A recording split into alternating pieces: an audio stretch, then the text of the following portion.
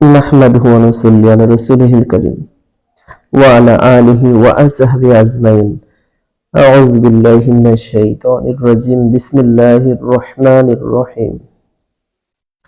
আসসালামু আলাইকুম ওয়া রাহমাতুল্লাহি ওয়া বারাকাতুহু। প্রিয় ভিউয়ার্স, আশা করি সবাই প্রত্যেকের স্ব স্থানে আল্লাহর রহমত আর দয়ায় ভালো আছেন।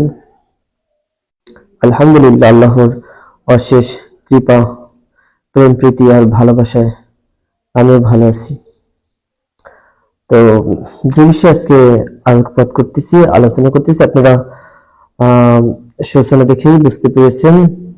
টাইটেল দেওয়া ছিল যে চরমনাই, যেটাকে আমরা ইসলামী আন্দোলন বলে চিনি, এবং ইসলামী 11 দলের মধ্যে যে ভাঙ্গন, সে বিষয়ে কিছু কথা আমার থেকে আপনাদের মাঝে তুলে ধরার চেষ্টা করব। আল্লাহ আমাকে উত্তম কথা মানুষের মাঝে ছড়িয়ে দেওয়ার তৌফিক দান করুক, আমিন। প্রিয় ভিউয়ার্স, আমরা সাইদি হুজুরের মুখে একটা কথা শুনেছিলাম যে আমার মাহফিলে যে এত লোক আসে, এই লোক আমার জন্য আসে না, এই লোক আসে আল্লাহর কোরআনের জন্য। কথাটি খুবই তাৎপর্যপূর্ণ এবং ঐতিহাসিক উক্তি। যাই হোক, এটা সারমর্ম হচ্ছে এমন যে সাইদি হুজুর উনি যে ব্যক্তি, ওনাকে দেখার জন্য কোনো মানুষ ওনার মাহফিলে যাইত না, বরং ওনার মুখ থেকে সুমধুর কণ্ঠে পবিত্র আল কোরআনের যে অমীয় বাণী, সেই বাণী শ্রবণ করার লক্ষ্যে লক্ষ লক্ষ মানুষের সমাগম হতো। তো আমাদের বাংলাদেশের বর্তমান রাজনৈতিক পরিস্থিতি হচ্ছে এমন, ইসলামিক দল নিয়ে সাধারণ মানুষের মধ্যে খুব উচ্ছ্বাস ছিল যে চরমনাই সহ বাংলাদেশের স্বনামধন্য যে ইসলামী দলগুলো রয়েছে তাদের মধ্যে যদি ঐক্য হয়, ফলশ্রুতিতে আওয়ামী লীগ, বিএনপি, আমি বলতে চাই যে জামাত, চরমনাই বা ইসলাম যে দলগুলো আছে, ওই দলের কর্মী সমর্থকের বাইরে থেকেও যারা সরলমনা মুসলমান, যারা ইসলামের প্রতি সফটনেস, যারা ইসলামের প্রতি দুর্বল, যারা ইসলামের প্রতি ভালোবাসা রাখে, যারা ইসলামটাকে প্র্যাকটিস করে, সেটা ইসলামী দলের বাইরের লোকও রয়েছে অনেক। তারা চিন্তা করেছিল এবার যে আওয়ামী লীগ, বিএনপি তো অনেক করেছি, এবার না হয় একবার ইসলামটাকে এনে দেখি যে কি অবস্থা হয়, আর তারা কিভাবে দেশটাকে পরিচালনা করে। সবার মাঝে এরকম একটা ধারণা হয়েছিল, কিন্তু খুবই পরিতাপের বিষয়, দুঃখের বিষয় যে ইসলামী দলের মধ্যে একটি অন্যতম ইসলামী দল, ইসলামী আন্দোলন, তিনি ইসলামী যে 11টি দল রয়েছিল সেই 11 দল থেকে সরে আসছেন।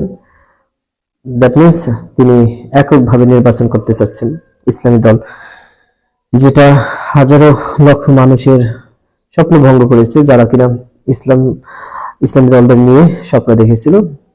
কিন্তু স্বপ্ন ভঙ্গ হয়েছে বিধায় যে তারা ইসলাম থেকে দূরে সরে যাবে, বিষয়টা এমন না, বরং যারা ইসলামের মূল কমিটমেন্ট রাখবে, ইসলামের পথে অবিচল থাকবে, বা মানুষ যাদেরকে মনে করে যে এরা ইসলামী দল এবং রাষ্ট্র ক্ষমতায় আসলে, রাষ্ট্র পরিচালনার দায়িত্ব পাইলে এই লোকগুলা রাষ্ট্রের পরিচালনাটা সুন্দরভাবে, সুষ্ঠুভাবে, নীতি নৈতিকতার মধ্য দিয়ে এবং দুর্নীতিবিহীন অবকাঠামোর মাধ্যমে রাষ্ট্র পরিচালনা করতে পারবে।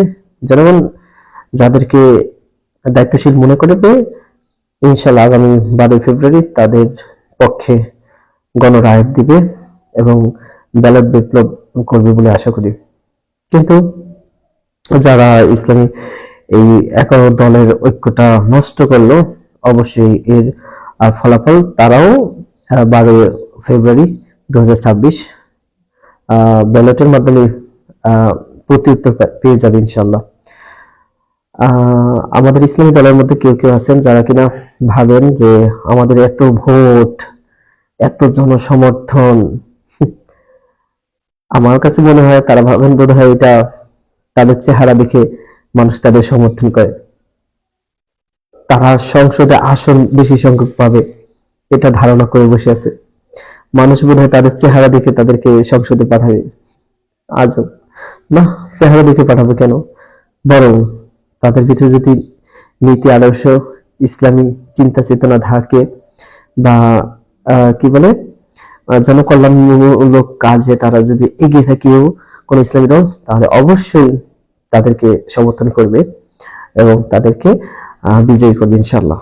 কিন্তু যারা শুধু নিজেরা ভোট অনেক আছে এমন চিন্তা ধারণা নিয়ে আছেন যে আছে তো অনেক ভোট, সমস্যা কোথায়, আপনারা কি বলে এখনো বিকারগ্রস্ত আছেন, আপনারা এখনো কি বলে মাতাল অবস্থায় আছেন, অচেতন অবস্থায় আছেন। কেননা মানুষ প্রভাব প্রতিপত্তি দেখে সমর্থন দেবে না, মানুষ অর্থ সম্পদ দেখে সমর্থন দেবে না, বরং যাদের মধ্যে ইসলামী সুশাসন, ইসলামিক অর্থনৈতিক অবকাঠামো এভরিথিং ইনক্লুড থাকবে যেই দলে, মানুষ তাদেরকেই রাষ্ট্র ক্ষমতায় দিবে। কারণ জনসমর্থন থাকা এক বিষয়, আর একটা হচ্ছে রাষ্ট্র পরিচালনা করা বা রাষ্ট্রে সুশৃঙ্খল ভাবে দায়িত্ব পালন করা, এটা আবার ভিন্ন বিষয়। তো যেটা বলতেছিলাম, এই জন্য আমার মনে হয় এটা তাদের দলীয় সিদ্ধান্ত এককভাবে নির্বাচন করা, এটা তারা ভালোভাবেই বুঝে শুনে করেছে বলে আশা করি। কিন্তু তারপরও সাধারণ জনগণ হিসেবে আশা করবো যে আপনারা আপনাদের চিন্তায় পরিবর্তন আনবেন। আপনাদের মাধ্যমে মানুষ স্বপ্ন দেখেছিল আপনাদেরকে নিয়ে, যে আপনারা ইসলামী দলগুলো ঐক্যের মধ্যে থেকে এই দেশে একটি ইসলামী বিপ্লব সংগঠিত করবেন।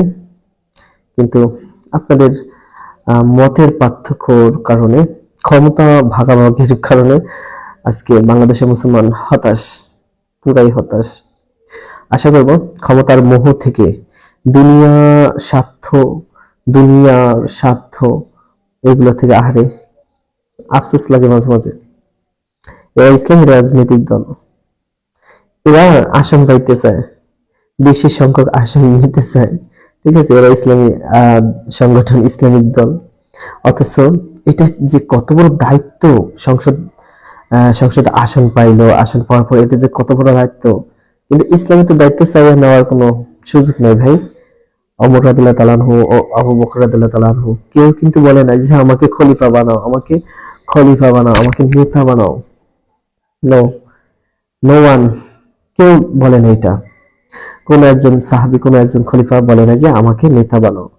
বরং যখনই তাদেরকে নেতৃত্ব দেওয়া হয়েছে, যখনই তাদেরকে দায়িত্ব দেওয়া হয়েছে, তখন তারা আল্লাহর ভয় এবং দায়িত্বে ঠিক মতো পালন করতে পারবেন কিনা এই চিন্তা চেতনার মাধ্যমে তাদের অন্তর ভয়ে প্রকম্পিত হয়েছিল যে হায় আল্লাহ, আমি কি আমার এই দায়িত্ব সুন্দরভাবে পালন করতে পারবো? তাদের চোখ দিয়ে ঝরেছিল অশ্রুবারি, তারা নিতে চায়নি দায়িত্ব। কিন্তু আল্লাহর পক্ষ থেকে যদি দায়িত্ব আসে, সেই দায়িত্ব তারা আবার অবহেলাও করে না। আর আমাদের বাংলাদেশের রাজনীতি, ইসলামিক দলের অবস্থা হচ্ছে এমন যে আমাকে বেশি সংখ্যক আসন দিতে হবে, তাহলে জামাত ইসলাম, সরি নাম নানি, তাহলে ওনারা সব ঠিক করতেছে। আর যদি আসন সংখ্যা আমাদেরকে কমিয়ে দেয়, তাহলে আমাদের সাথে বৈষম্য করছে। অথচ আমাদের অনেক জনসমর্থন। প্রিয় বন্ধুগণ, আপনার এই জনসমর্থন দিয়ে আপনি কি করবেন? আপনি চাইয়া নেতৃত্ব নিয়ে এটা কি হইলো না তো? আপনাদের চাইয়া নেতৃত্ব নেবেন কেন? মানুষ ইসলামকে চায়, আপনারা যে মানুষ, এই মানুষকে চায় না তো ইসলামকে চায়। যেহেতু আপনারা ইসলামকে ধারণ করেছেন, লেবাস ধরেছেন, সো এই জন্য আপনাদেরকেও চেয়েছিল। কিন্তু কিন্তু কিন্তু কিন্তু ইসলামের যে ওয়াদা, শপথ, এগুলো ভঙ্গ করে ফেলতেছেন। ঠিক আছে, আপনারাই বলছেন যে কেউ যেন মুনাফিক না করেন। আপনারা জাতির সামনে এই কথা বলেছিলেন যে কেউ যেন মুনাফিকি না করে।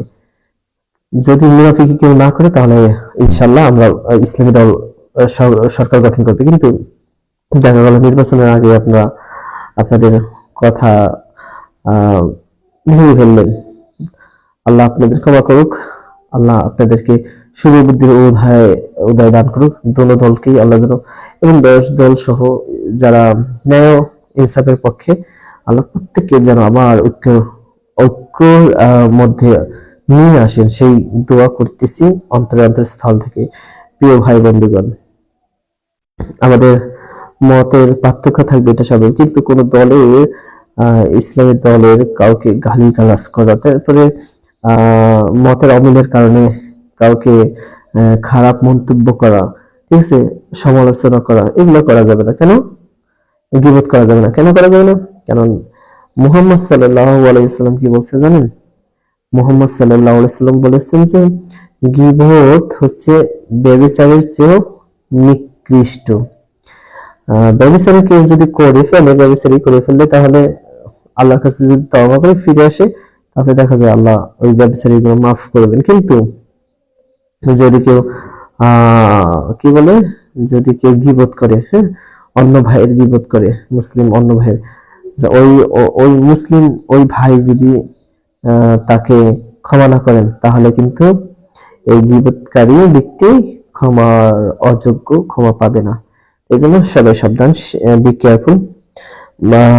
আসুন বাংলাদেশে ইসলামের খাতিরে সব মতভেদ ভুলে গিয়ে সর্বোপরি আমরা ইসলাম ও দেশ রক্ষার্থে আমরা সবাই একত্র হই, মানুষের কল্যাণে নিজেদের নিয়োজিত রাখি। ঠিক আছে?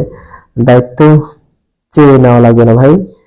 সাধারণ মানুষ সবার মুখে যখন উঠবে যে আমরা এমন দল, ইসলামী দলকে আমরা ভোট দেব, তখন আপনি দায়িত্ব না নিতে চাইলেও দেখা যায় সবাই ধরে আপনাকে দায়িত্ব দিয়ে দিবে। আর যদি আপনি বলেন যে এখানে অনেকে টুপি মাথায় পরে, তার মানে তারা ইসলামী দল চায়। টুপি মাথায় পরা এক জিনিস, ইসলামী দল চাওয়া আরেক জিনিস। সো অনেকে পাঞ্জাবি পরে, তাই বলে ইসলামী দল চায়, সেটা এমন না। তো মানুষের কল্যাণে কাজ করুন, মানুষ অবশ্যই আপনাদের সমর্থন দিবে এবং আপনাদেরকে দায়িত্ব দিবেন।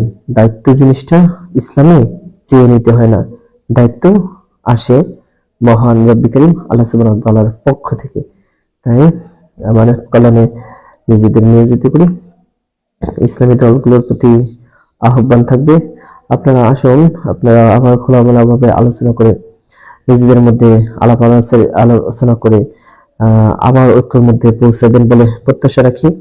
ইতিমধ্যে চরমনাই হুজুরের দল ইসলামী আন্দোলন ছুটে যাওয়ার ফলশ্রুতিতে আমার ফেসবুকের একজন ফ্রেন্ড, উনি পোস্ট করছে যে আমি ঢাকা থেকে নির্বাচনের জন্য আর মাদারীপুর 3 আসনে যাওয়া হচ্ছে না ভোট দিতে।